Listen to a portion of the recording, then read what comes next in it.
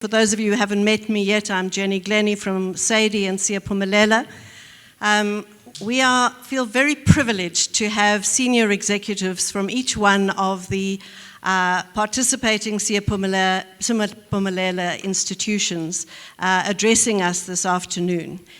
You will notice that this has been a hallmark of all Theophilus conferences, and it's based on the belief that the active engagement of senior leadership and the leadership of senior leadership is essential to any student success interventions. So it is deliberate that they're here, and this is always a highlight of the conference that we've had, the conferences to date. You will have heard quite a bit from each one of the institutions, the Theophilus institutions. In general, there's been a highlight. We've just had a highlight from the University of Nelson Mandela. You've heard from the University of Free State, University of Pretoria, and DUT. We're still waiting for Wits, I think, is coming up tomorrow. So we have 5 short presentations. Each of the Deputy Vice-Chancellors is going to give an overview of the progress that has been made towards their vision of student success. Last year, many of the Deputy Vice-Chancellors concentrated on what they thought this vision was, and now we're asking them to look back and say, what progress have we actually made? We've got a lot to get through, so I'm going to have to be terribly strict. It's 10 minutes each, and my colleague, Dr. Mhlanga, is sitting in the front, and he will show you when you have 2 minutes left, and then he will show you when you have 1 minute left, and then I will turn off the microphone or something. We thought about loud music, but anyway, we'll try. But please be nice to each other, because that's actually to make sure everybody has enough time. So it is first of all my pleasure to introduce Theo Andrew. He is the Acting Deputy Vice-Chancellor of Academic at the Durban University of Technology. And his presentation is there. Thank you. So, colleagues, here's my strategy. I'm going to tell you quickly, give you the highlights or the essential elements of our plan, strategic plan at the university. And I hope Ahmed is still here. This will really resonate with him. This was done when he was the Vice-Chancellor, and Professor Bauer was there. And then I'm going to tell you how Theophilus has really helped us to achieve those objectives. So, in a nutshell, our plan is really a 2-stranded DNA, centered on, founded on student-centeredness and engagement at its core. And then we have 4 strategic focus areas, which unpacks into some strategic objectives and drivers. So if you don't know that, just focus on the student-centeredness and engagement. So the reason why that part is in green, because out of the 4 strategic focus areas, the first one is building sustainable student communities of living and learning.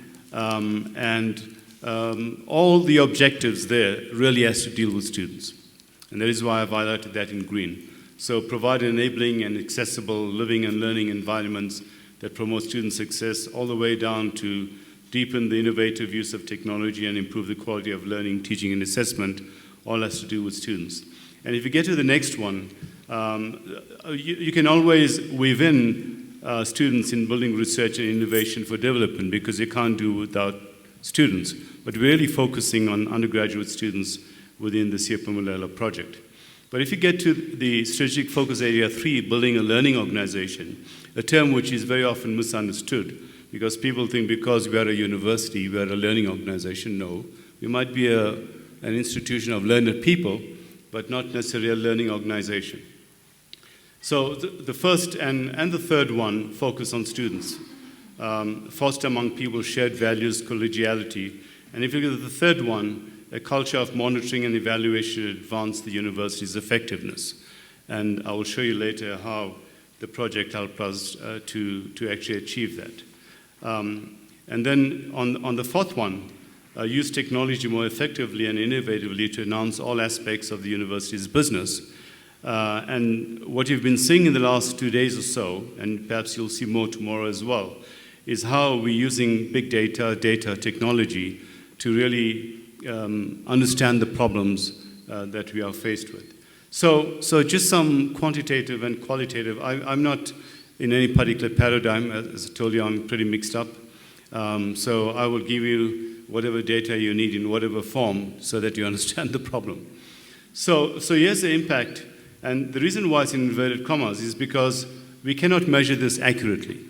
There is a coincidence that the retention rate did increase with the funding, with the new funding regime from the state as well. But you can see what has happened from 2016 all the way up to 2018. That's quite a significant jump in the retention rates of first-time entering students, and this is across race and gender throughout the university. That, Jenny, is a significant impact. And it's the time that we started the Siyaphumelela project as well. If you get to the next one, we can't explain the dip, but if you look at the success rate for all undergraduate students, and by the way, we're above the D8 benchmark. Something happened in 2017, where it dropped from about 87% to, I think that's 84%. But nevertheless, the overall trajectory is that our success rates are improving. We still need to understand what happened in that one particular year. So that's for all undergraduate students. More interestingly, because we focus very much on first-year students in the project, the success rates for first-time entering students has had quite a significant increase from 2016 all the way up to 2018. Now, of course, one could really be extreme and say, well, the target should be 100%. Well, as an engineer, I tell you, there's no such thing as 100% efficiency. It just doesn't exist.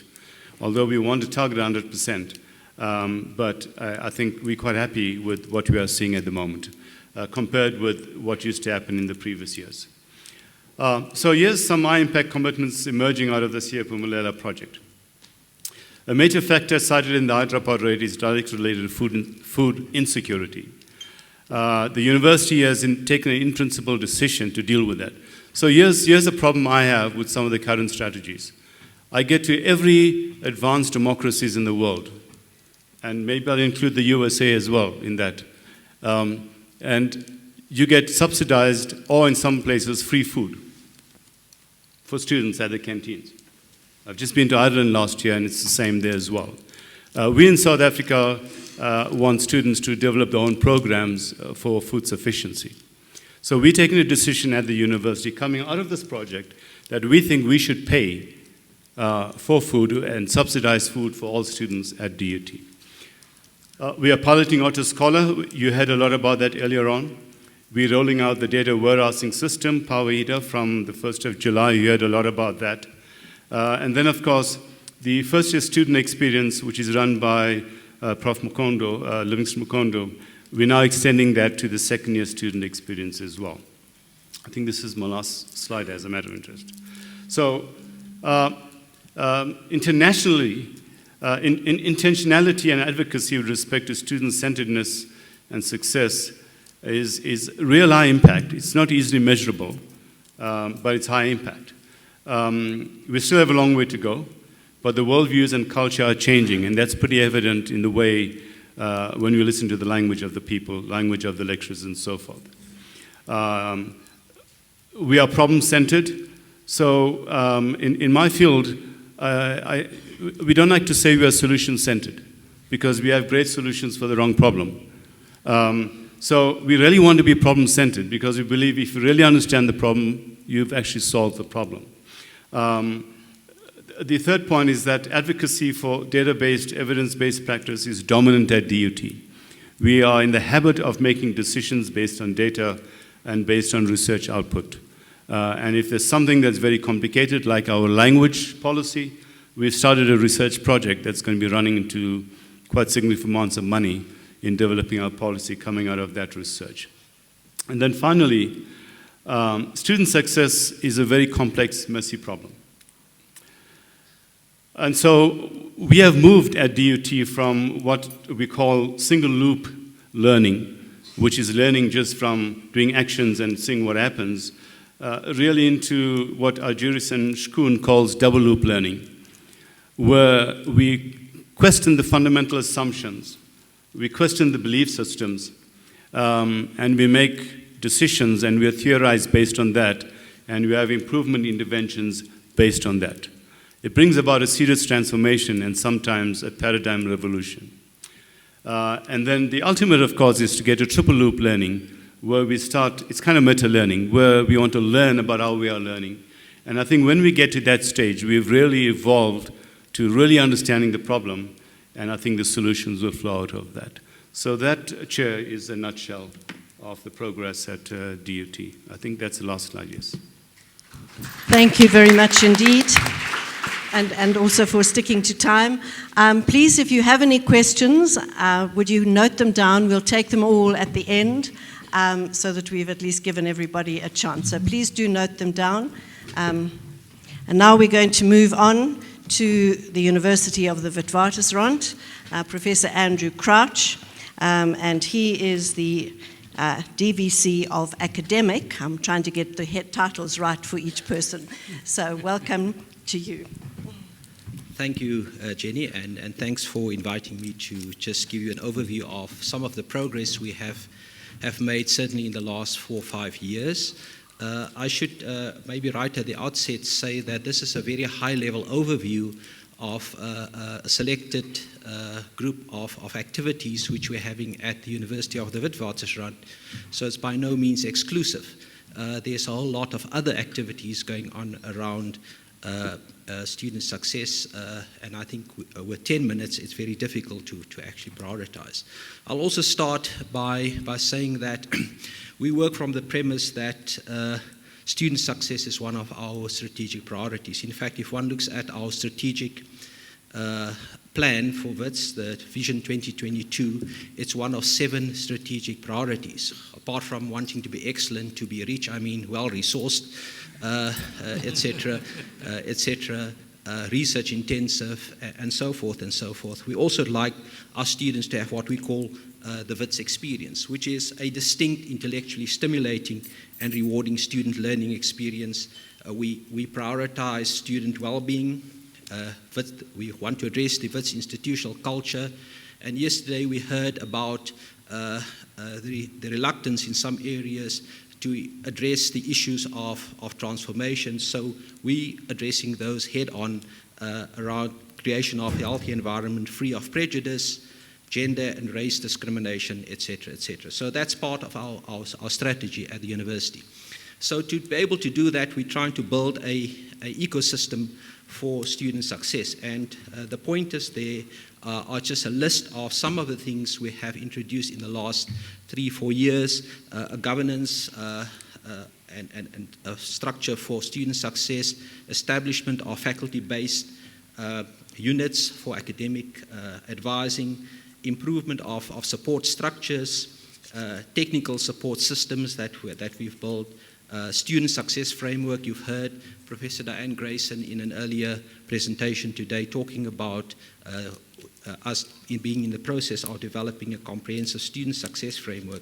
And then yesterday we also heard that sometimes we forget that student success is inextricably linked to continuous professional development of the academics. In other words, if I get some time to talk about that, I'll maybe say something about some of the things that we have been involved in there, and then some of the outcomes. So just to give you an idea of what was in place before, all the things in yellow was in place before we had the Kresge funding. So through Kresge funding and the developments, we also established what is now known as a Student Success Committee, which reports directly into our Senate Teaching and Learning Committee, which is a subcommittee of our Senate. So it enjoys attention at a very, very high level. This is being fed by working groups which interact with the various schools and the faculties. Some of the things that we have developed around the faculties as an entry point, and I don't know where the pointer is, faculty-based academic advising units. They call them different names in the different faculties. For instance, humanities call their unit Passport to Success. it will just be humanities. CLM, Road to Success. EBE, that's Engineering and Built Environment, have a unit called the Academic Development Unit. It's a historical unit. The ones in light blue there were all in place, and the ones here in gray is what we have developed over the last 3 years. So in the 5 faculties, prior to the Kresge funding, we did not have academic advising units within the faculties, which is meant to be the entry point where students, in fact, go and ask for advice, etc., and they are directed to the other support units which are listed there. And I'm not going to name them all: student affairs, counseling and career services, campus health and wellness, development and leadership unit, food security, financial aid and scholarships, etc., etc. We've also, as I said, developed technology to assist us in managing the various groupings in student success. We've heard of early warning systems. We also have our own early warning system, which was developed in-house. It has worked well for the last couple of years, but it's becoming a bit archaic, so we are rethinking that to make it more leaner and meaner, and for the information to directly interface with our student information system so that it's readily accessible. And then the tabloid dashboard system, which was built on biographical data of our students, in other words, to get some idea of where they come from and knowing our students. And then a project that's just been started is the predictive analytics or persistent modeling project, which I think there's also going to be a presentation on that. So just to give you an idea of the kind of data we're collecting through our biographical questionnaire and how we make use of it. Just to give you an idea, almost 60% of our students, 57 to be exact, the newcomers are female. 66% are African descent. You see the distribution there.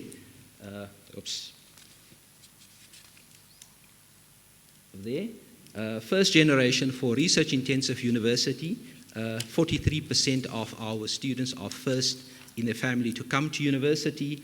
They come essentially from privileged schools, by the way. Only 30% of our students come from quintile 1, 2, and 3 schools. These are schools typically with very, very little resources. And they also typically the group that falls in the NSFAS group. So this is the kind of data we get from the biographical questionnaire, and it gives us an idea of how to deal with students when they come and see the advisors, so that it's not a one-size-fits-all approach. The advisors have access to this dashboard, and by having the student name or number, they can actually access the data, and they can have an idea whether the student was taught in their first language at school, and this speaks to, in fact, how they interact with the student, what language they interact with the student. We've also, as Diane said to you, we're also in the process of institutionalizing student support.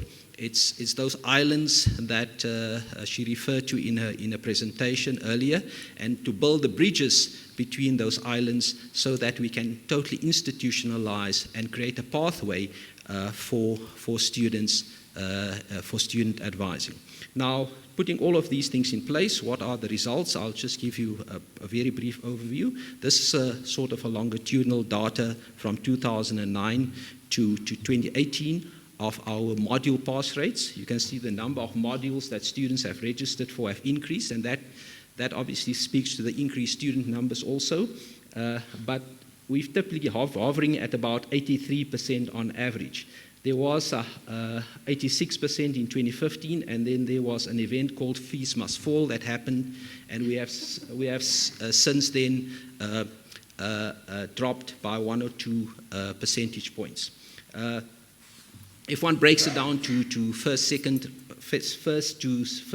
third, fourth, and fifth, and sixth year, you can see here there was a healthy increase in retention up till 2015. Fees Must Fall happened, and now we're busy bouncing back. What is worrying here from the data is that there seemed to be a distinct drop in second year throughput from second year to third year.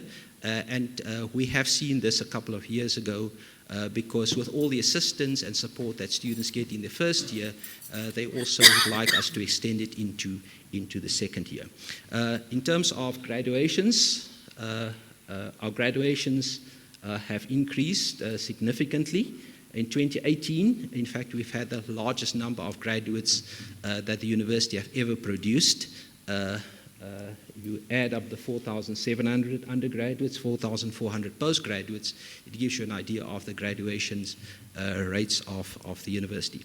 I should just say that in 2013, only 43% of our graduates were African. Today, 2018, it's 53%. In 2013, 56% of our graduates were women. Today, it's 58.9%. I don't know what's happening to the men, but we've heard that before. We'll have to have an offline discussion to see whether we can, in fact, improve those. So with those few, I'd like to invite any questions which you have for me. Thank you. Very much.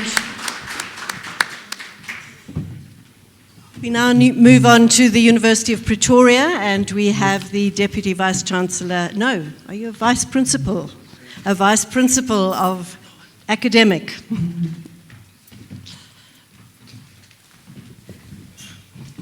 And this is Professor Norman Duncan. Thank you very much, Jenny, and thank you to Sipho for once again inviting us to present here this afternoon. Colleagues, ladies and gentlemen, I'm going to start my talk by giving you just a bit of background information to contextualize what I'm going to present. In the first instance, I want to tell the audience what the size of our student body is. We've got 53,000 students. At our last graduation ceremony, I realized how many students come into the university and how many students exit the university, because I did a count then and I realized that on average, for every successive year, we have about between 12 and, or we issue between 12 and 14,000 degree certificates, which means that the University of Pretoria, in fact, is involved in a very, very massive operation.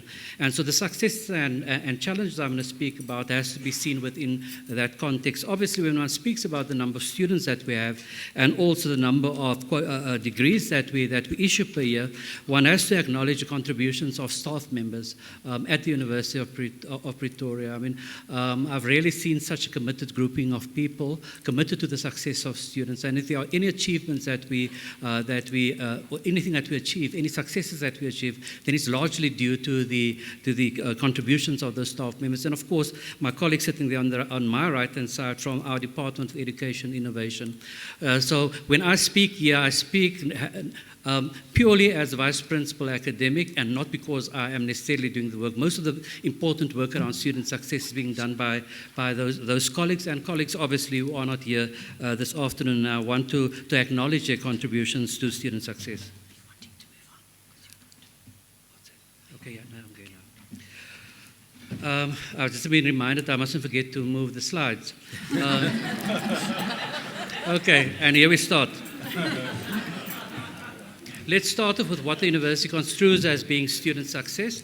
We see student success, argue that student success results, amongst others, from the university having provided students with a personal, rigorous, and enriching learning experience that A, has culminated in the achievement of the academic goals in a timely manner. In other words, that they complete a 3-year degree in 3 years and a 4-year degree in 4 years, 6-year degree in 6 years, and B, fully prepares them for the future, including future careers.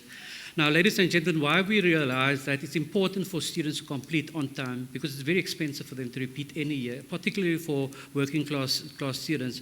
We also acknowledge something, an element that had been introduced into the debate this morning by the colleague Delray Gradridge, that we in fact have to have a broader vision of success. Yes, the metrics are important, but we have to look beyond the metrics.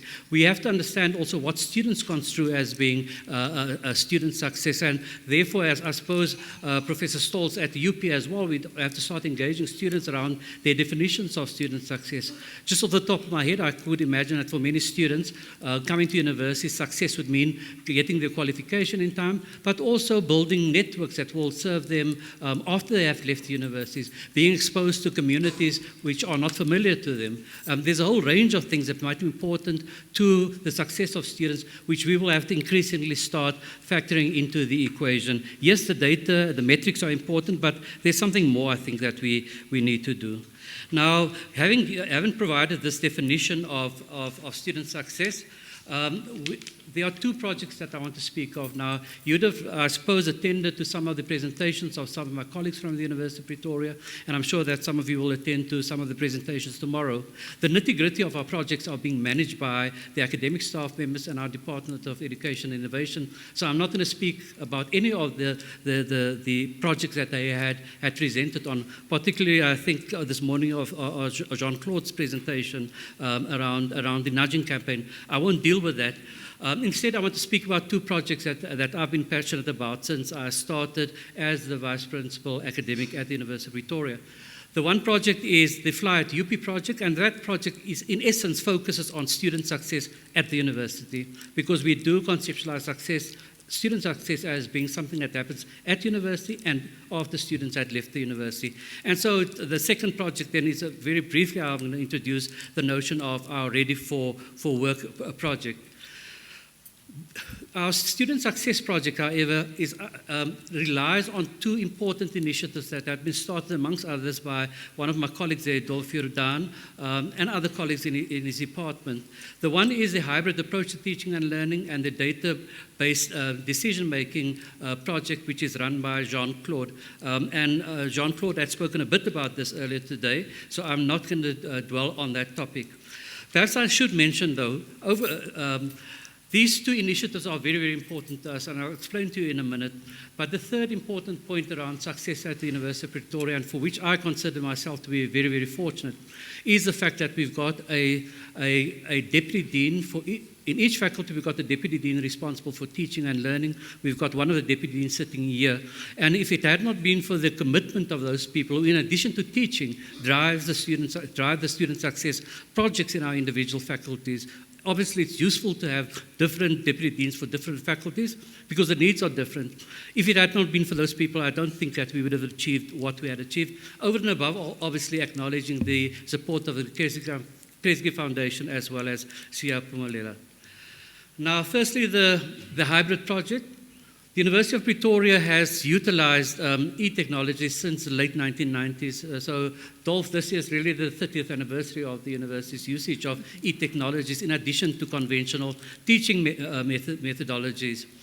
Despite that, however, when I took over the position as Vice Principal in 2014, I noticed that there was a strong resistance, and colleagues from across the world will say that they find something similar at the universities, a strong resistance to moving away from the old forms of teaching, the traditional forms of teaching, and adopting technology as e-technologies as well as online teaching and all types of formats. So we realized that we needed to do something about encouraging staff to adopt a hybrid approach to teaching and learning. In other words, having a good balance between face-to-face and online, and utilizing all types of technologies to enrich the student learning experience. Of course, we utilize the resources given to us by Sia Pumalela in order to do this. Nonetheless, after this campaign, last year was the fourth year of the campaign, and this is thanks to the work of my colleagues, we noticed that there were, last year on average, more than 40,000 logins daily on Blackboard, branded as ClickUp, as someone said this morning, at the University of Pretoria. More than 5,000 assessments were conducted on the LMS. At undergraduate level, 94.43% of modules use the LMS, and that's a vast improvement over 2014 when only about 82% of modules utilized the LMS. And then approximately 67% of all undergraduate modules use BB Grade Center. That is quite important. 2 minutes, wow. That's quite important for us because if we want to utilize predictive analytics, we have to have all our staff utilizing the same platform on which to load student marks. Let me rush on, ladies and gentlemen, in the 1.5 minutes remaining. Around our use of data analytics, we had established last year, and I had informed this group, the audience here, that we had started an initiative called the CHEBI Data Analytics Task Team, run by Jean-Claude Lemons here. And in essence, the intention is really to utilize data and analysis of data to understand the problems that students might experience, but also to understand student success and to utilize the interpretations of the data then to inform how we manage the rest of our modules and the teaching portfolios. I'm not going to read everything there. Suffice to say, perhaps at this point, that we rely very heavily, 1 minute I see, very heavily on Power Header and, of course, Blackboard Analytics for Learn. I suppose that even if I have to stop here, then this would suffice. The Fly at UP project, I said this is one of the key projects that we utilize, that I am championing. The Fly at UP project, in essence, endeavors to motivate and inspire students to take responsibility for their own success, including graduating in minimum time. I think the point I want to make here is quite important, that we know that we have to support students in achieving success, but the responsibility is theirs. And that's a message that we've been trying to convey to them. It's part of, obviously, the set of graduate attributes that we want our students to acquire. As indicated on the slide, the university provides students with the necessary support to graduate on time, largely through harnessing existing resources on campus. And I know I've got 15 seconds left.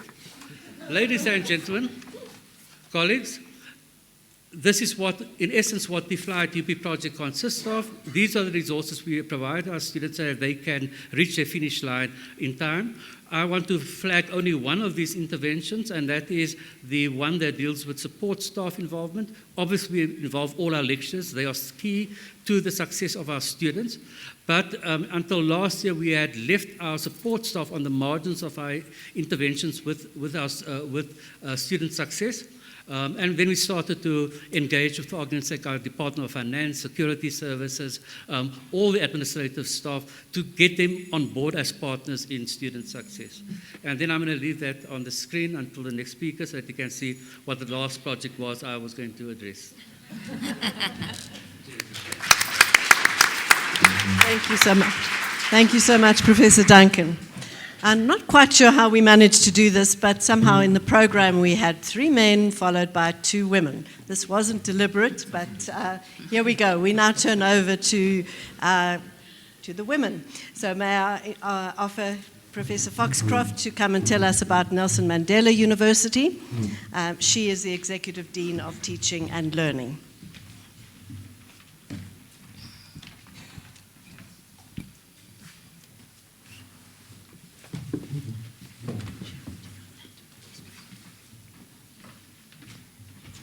It's always a risk for me to stand behind podiums.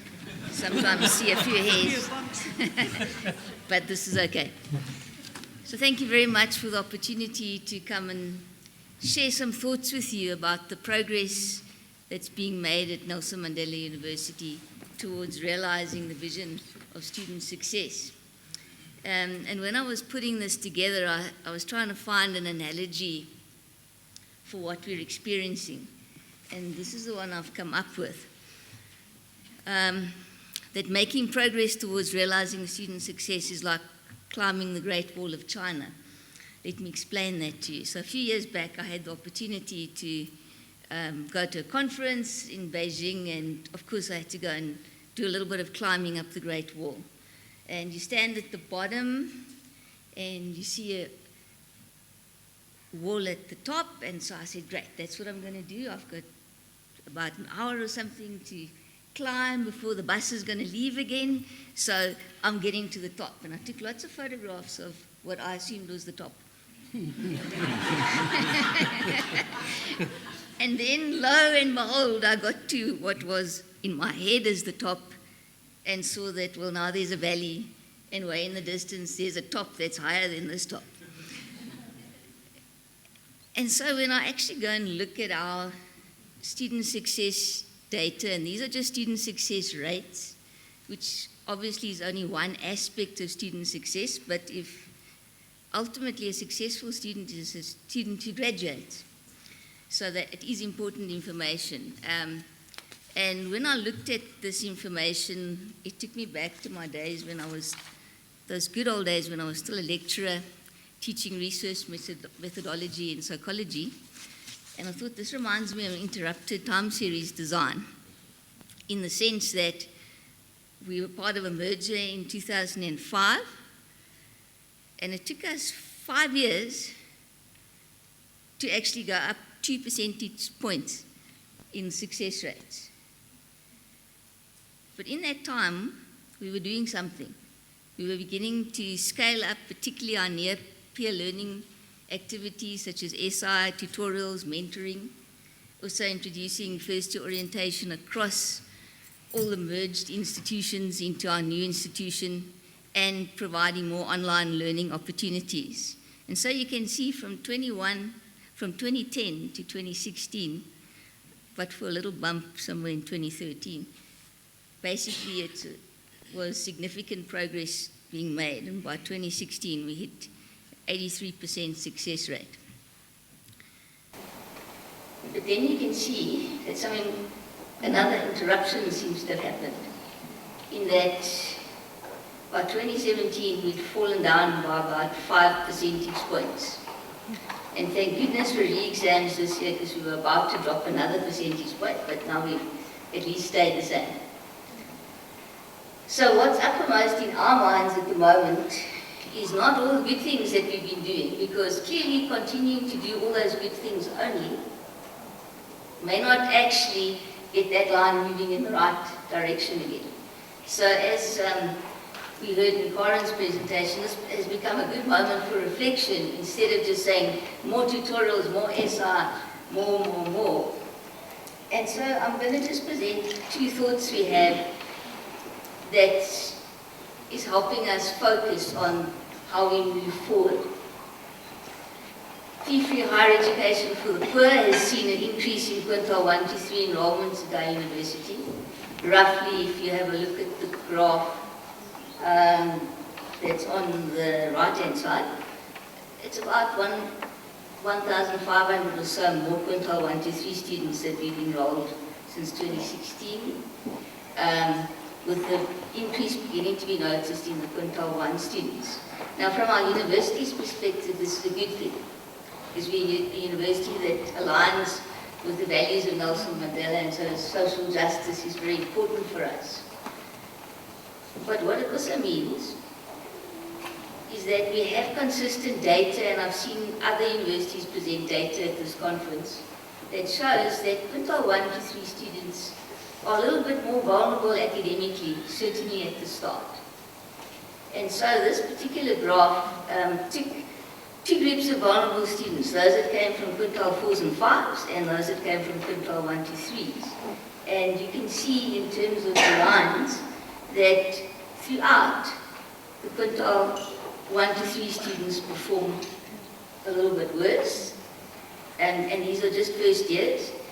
And secondly, they struggle more in regular programs. If you look at the diploma extended and the degree extended, actually, they're holding their own a whole lot better. But how do you tell a student that actually qualifies for a regular program that you should rather be in an extended program, for example? And another bit of interesting info in this one is that our higher certificate students, quintile 1 to 3s, are doing much better there. And so we're beginning to build career ladders for our students, because we have stories of people who started with a higher certificate and ended up with a doctorate now. And so, but at least this tells us we have to put more energy into what learning support means for quintile 1 to 3 students. Oops, what did I do now? I made everything go away. The other piece that actually goes almost with the quintile 1 to 3s is the increase in students who are being funded through NSFAS. Now, when 72% of your students are being funded by NSFAS and something happens that the money doesn't come through in time, it causes a major disruption to the university. Last year it was May before our students could buy textbooks, and whilst you can try and provide them with food or try and provide money for food, there are limits to that. because you may not be able to run the rest of the university in terms of the funding that will be required for that. Plus, you know that NSFA students must complete in minimum time +1. And now we sit in a situation where success rates are going down. So that one gives me sleepless nights. But there's work that we can do to start changing that picture. So coming with many more students now coming from rural areas, the need for housing grows. And the only way we've been able to increase housing for students is with off-campus housing. But that's not ideal, because your student who needs the most learning support actually needs to be closest to the resources on campus. Plus, it means you spend a lot more money on transport that you could have invested in other things, for example. All of us have spoken at this conference about the hungry students and the growing problem that is, and how best we can go about resourcing students so that they don't have to worry about where the next meal is coming from.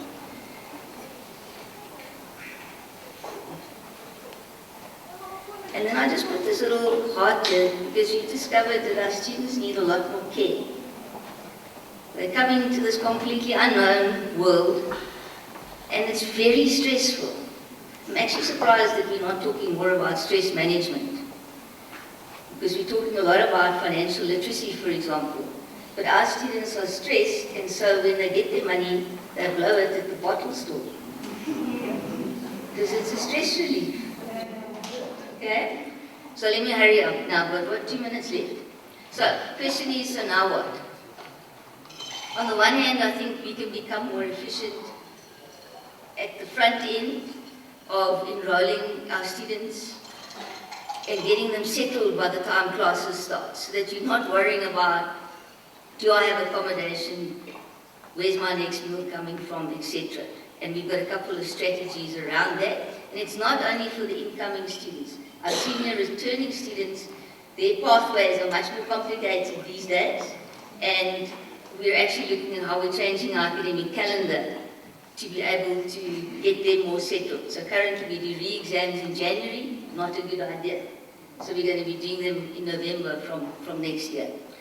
The other so now what's is, although our first year retention rating has actually improved, but that's, remember, thanks to that previous presentation of those two faculties, we've got to do a lot more, I think, around individual student support. So students want to see individuals more. We do a lot of good peer support, and how we integrate that. Students can't buy textbooks, so we're looking at many more open resource textbooks, and we've appointed open ambassadors that are actually helping academics find those resources. To deal with language, a lot more bilingual touch, for example. And then at the moment, to enhance teaching, our first goal this year is to get to know our students, because that then helps you reflect on what are the implications for my teaching. So, in conclusion, if I were to say that what choices we need to make as an institution to start seeing the success dial moving up again, is that we actually have to address the basic needs of the students. Because otherwise we're just not going to make sufficient progress. We can add individual advising and integrating learning support opportunities and sensitizing academics, but we need to address those basic needs and come up with a student success plan, not only for the institution, but how individual students will do so. So that's why I said that making progress towards realizing student success is like climbing the Great Wall of China. There are moments of peaks to celebrate, but then there are valleys, and those valleys actually enhance our AQ. It's not a typing error, I didn't mean to say EQ. You know that AQ stands for your adversity quotient. And in fact, the adversity quotient is what industry is looking for in our students. And so I actually take the students along with us on this journey to say, how are we going to address student success? And in the process, we role model that for them. And hopefully with a lot of teamwork and resilience, we will succeed in enhancing success rates again. Thank you very much.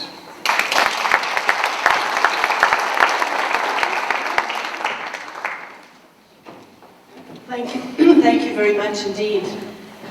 We now move to our final presentation, and this is from the University of the Free State, and we have pleasure in welcoming a new Vice Rector of Teaching. Sorry? Not so new. Come on, about a month. No. Professor Engela van Staden. And you promoted me. Thanks, Jenny. Oh, sorry, it's Doctor.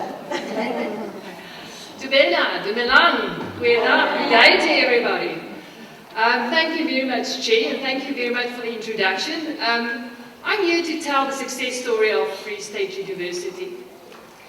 And I want to latch on what Jenny said, is that yes, it is the vision and the strategy development and the policy of senior leadership. But you can't have a vision and a strategy if you don't have a very strong team like I have in the Center for Teaching and Learning under Professor Staden that can lead the way and to implement and take it forward. So I'm very grateful in terms of the hard work that I've done. When I was still at the Department of Higher Education and Training, Free State University had a certain stigma in terms of having the third lowest success rate. And that situation totally changed. And when you look at the success rate in 2015 and climbing from 2014 to 2015, and then it happened as within all the other universities, fees must fall. And you can clearly see the impact that happened in 2016 and 2017. However, with a dedicated data analysis and creating interventions to bring the students back on par in terms of their, their academic performance, had an increase in 2018. Similar in terms of the dropout rate. If you look at the dropout rate, it declined from 2014 to 2018, and again in 2016-17 we had a kind of level out.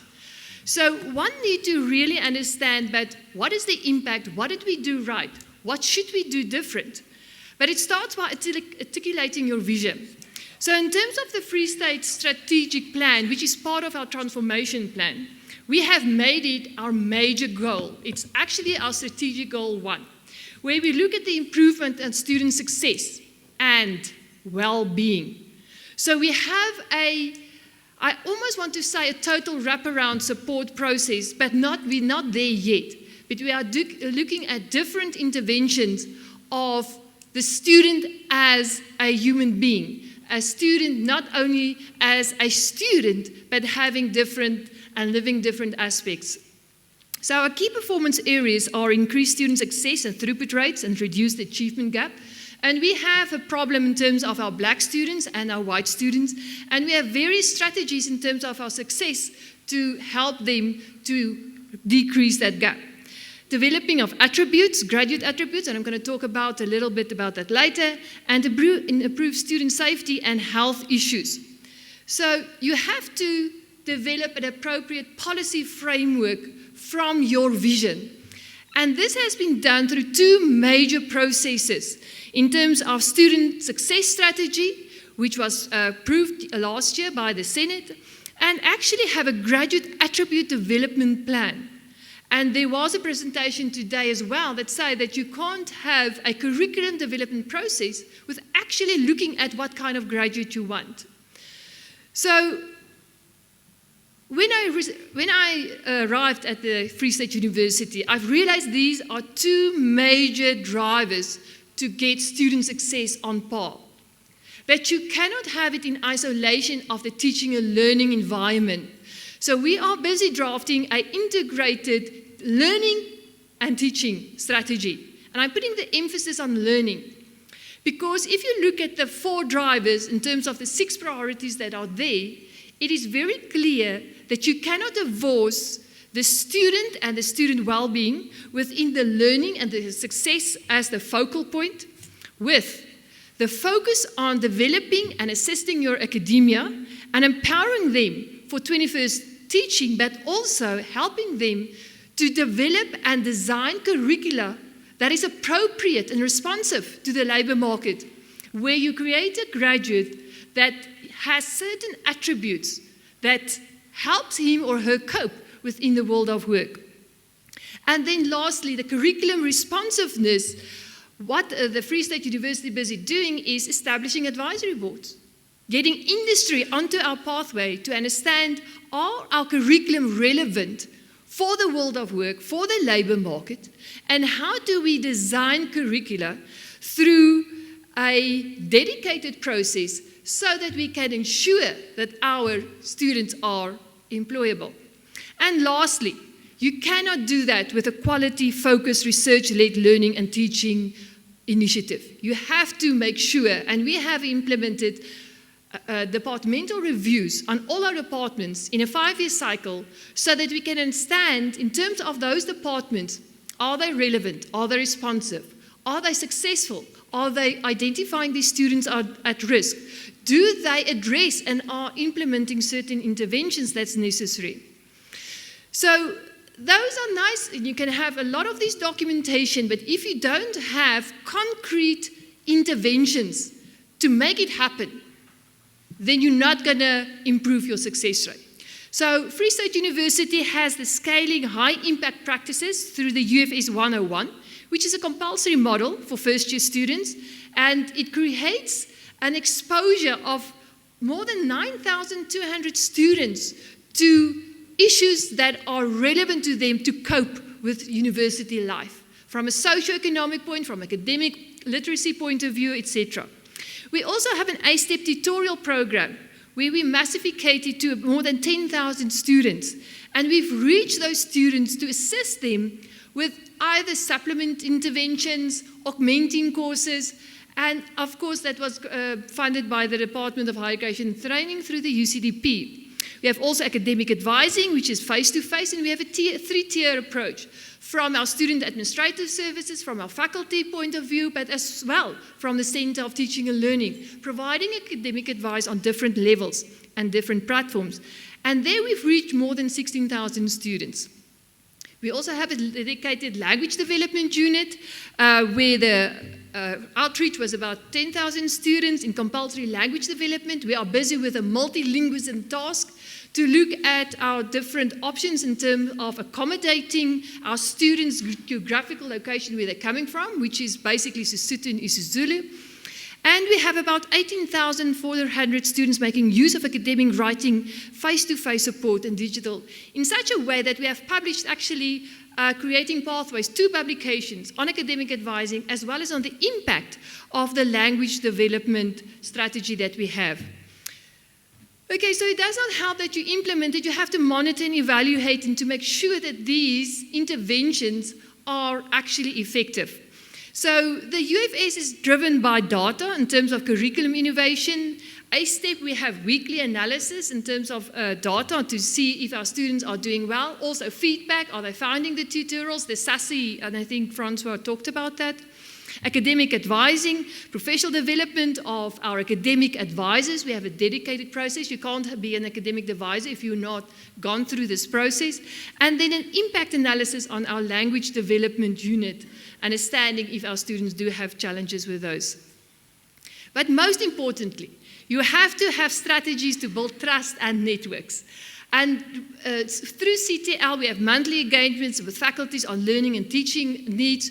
We don't have a deputy dean concept in our university. We had dedicated teaching and learning managers, which are part of the team where there's monthly meeting, feedbacks, topics are discussed, interventions are identified. And then we have also the Kotsasa project, which we have launched last year, which we have written up. And it basically means to inspire in Sesotho, where we have approached some of the students and asked them what was their experience with a certain lecturer.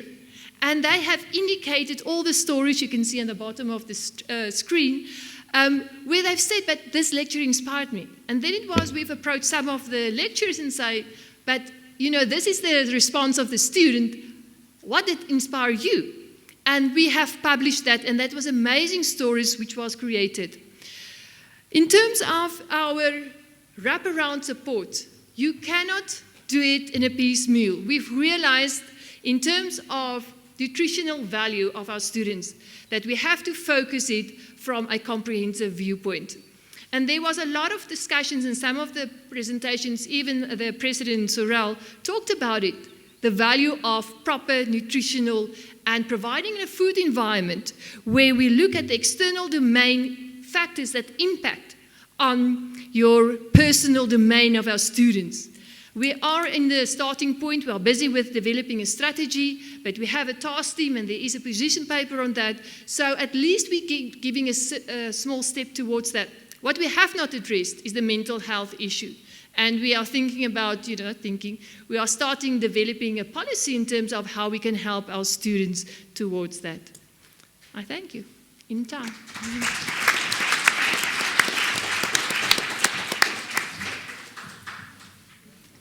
I'd like to thank all the members of the panel for nearly sticking to time.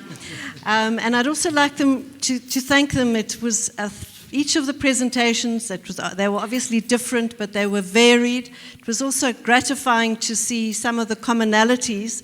Across almost all of them was this notion of making decisions on the basis of data, a notion of responding to basic needs. Almost everybody spoke about student success being a priority, a strategic priority, or a goal. And then notions of ecosystems, holistic approaches. And when I think back to 5 years ago, it does seem to me we've come quite a long way. Even though people were thinking about student success then, the way in which it is being thought about, I think, is really a little different now. So we have had a request from Professor Duncan that he would give you his last slide, because we do have some minutes. And I did give permission. I hope that I'm not creating a precedent for which I'm going to be annihilated by the other members. So if there's something additional you really need to say, please add that, and then we will have a few moments for some questions. I'm just looking for President Rapson. Right, good, thank you. So President Rapson is waiting. Sorry. Thanks a lot, Jenny, and I'm really not cheating. I just realized when I sat down I did not get to the most important point of my presentation, which was really to say that the work of my colleagues, or what did I do here? Does have an impact. In the sense, if you look at the last bullet there, at our last, Professor Stolz, when I had requested information from our Department of Institutional Research, that indicated to me that there's a difference of 6% between the performance of students in 2014 and 2016. So the 2014 cohort, at approximately 6% fewer of those students had completed minimum time. 4 years later, more than 6%, at least there's an improvement of 6% on the performance of students. So it looks like all the interventions are beginning to have an impact. Of course, this might be one of the peaks and there might be another trough or another dip. We will manage that. As Professor Foxcroft said, we will develop our AQ, you said? Yeah. Okay, thank you. Thanks for your patience, colleagues.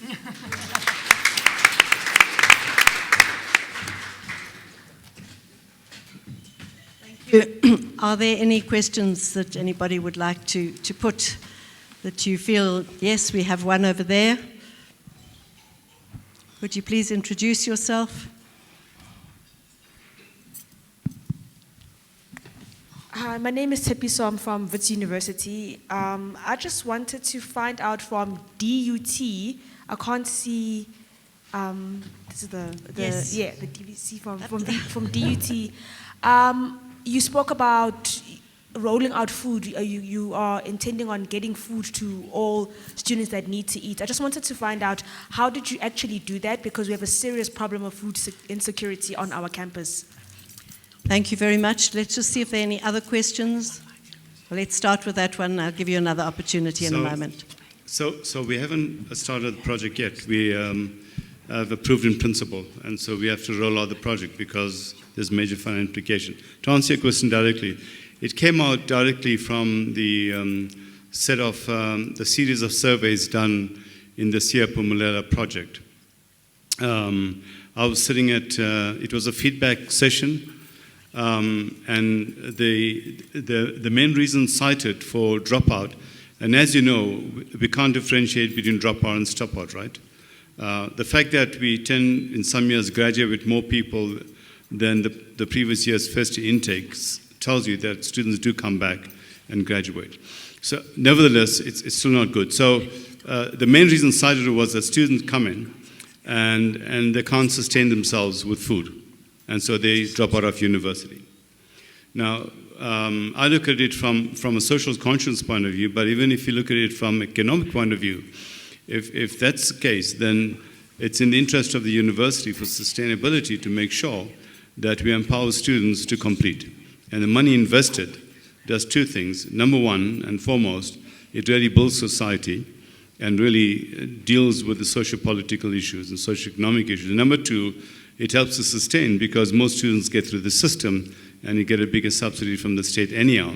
So if we can show the case that there's going to be a higher income, it's very easy to convince people to put the money up front. So it's really about having the models that you see elsewhere, where you have a cafeteria that's subsidized, and that's the first step. And the next step will be push. We'll push to try and go beyond subsidy as well once we decide on the criteria. If we do not do that, I think we're scratching the surface. It's okay to have greenhouses and so forth on campus. So what, you wait 1 year until you eat? So. Thank you. We do have a cocktail party immediately after this. I'm sure that every one of the members of the panel will be there and available. So if there's any question that you would like to ask, may I ask you that you do that over a glass of wine or a glass of beer or whatever it might be. But please join me in thanking the Deputy Vice-Chancellors for their leadership. Thank you so much.